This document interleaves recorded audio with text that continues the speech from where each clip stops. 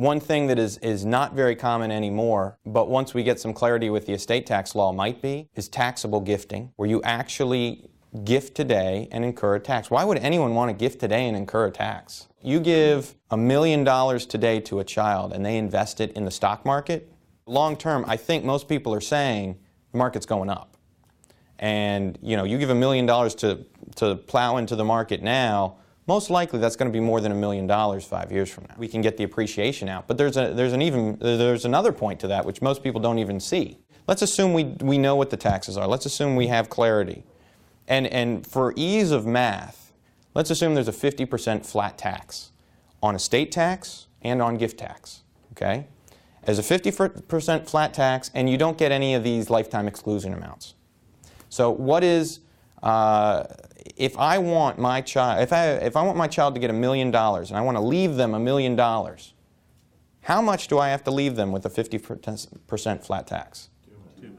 Right, I have to leave them $2 million. If I want to give them $1 million today and then I pay the tax on that, how much is that going to cost me?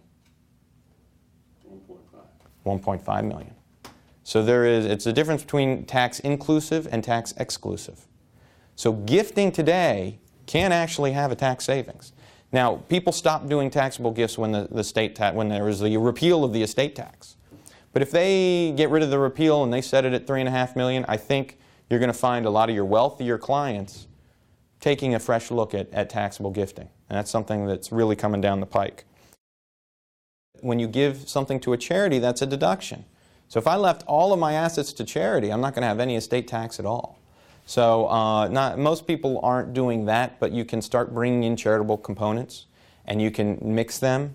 You can do things where you basically give a charity maybe a life estate in assets and the remainder to your children. Or you can do the reverse, give your children a life estate in certain assets where they get the income every year, but the remainder goes to the charity. And then for estate tax purposes, the only thing included in your estate is the present value of either the stream of income or the remainder. So we can ultimately get more assets to the children.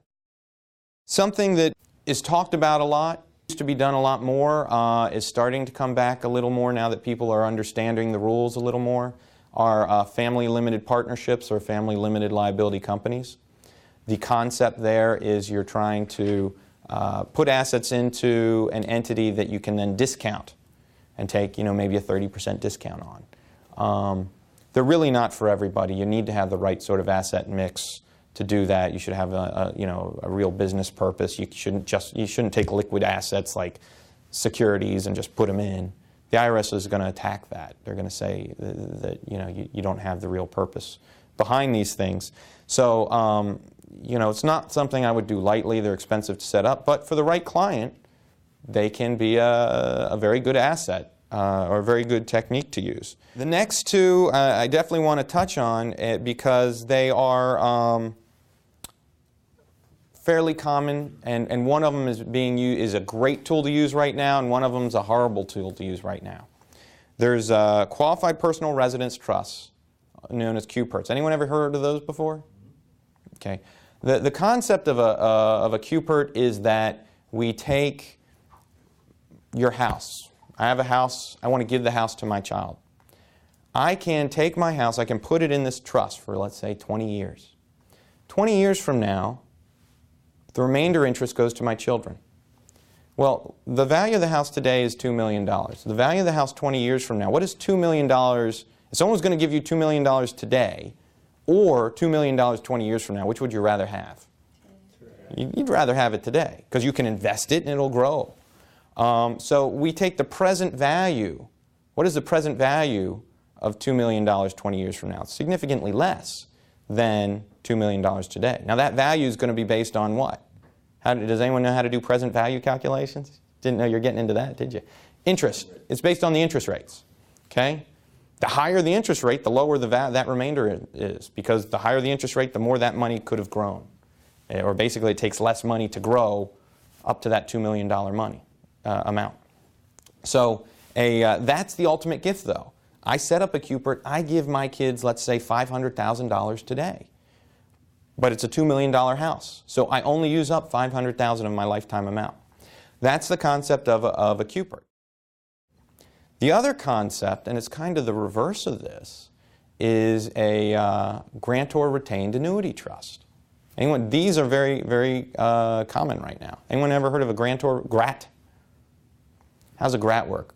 I'm going to, this isn't exactly how it works, but I think this is a good way to think about it. It's like a loan. Okay, I have $1 million.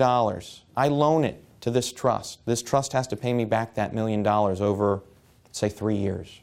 Okay, it's got to pay. When I make a loan, it's got to pay me $1 million plus it's got to pay me interest on my $1 million. It's going to give me annual payments back. There'll be an interest factor on that. So if I put $1 million in that trust, and I invested in the right next, I don't know, what's the latest stock that went through the roof? Probably nothing right now. But let's say, AOL that went through the roof. It's worth $10 million now. Or maybe it's even a startup business, which has a very, a lower value now, but, explodes through the roof. So I put $1 million in, and in 3 years it's worth $10 million. Well, that trust had to pay me my loan back, had to pay me my $1 million plus interest. Everything else, though, the remainder, goes to the kids.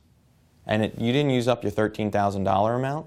You didn't use up your lifetime amount. We gave $9 million tax-free to the kids. That's huge potential. Now, why are GRATs so popular right now? Because if interest rates are low, how much do I have to earn in order to have there be a remainder? If I only have a 1% interest rate, do I have to have a real successful $10 million blow up to be able to give a significant portion to my children? Nah, you really don't. You just have to pay back your $1 million plus a small amount of interest. So interest rates are very low right now. Now is the absolute perfect time to be doing GRATs. They're a very common estate planning technique. And if you have someone that is looking to give money now to their children, they should be looking into GRATs if they have this kind of wealth. But do QPERTs make sense to do right now? Now that I started with the word but?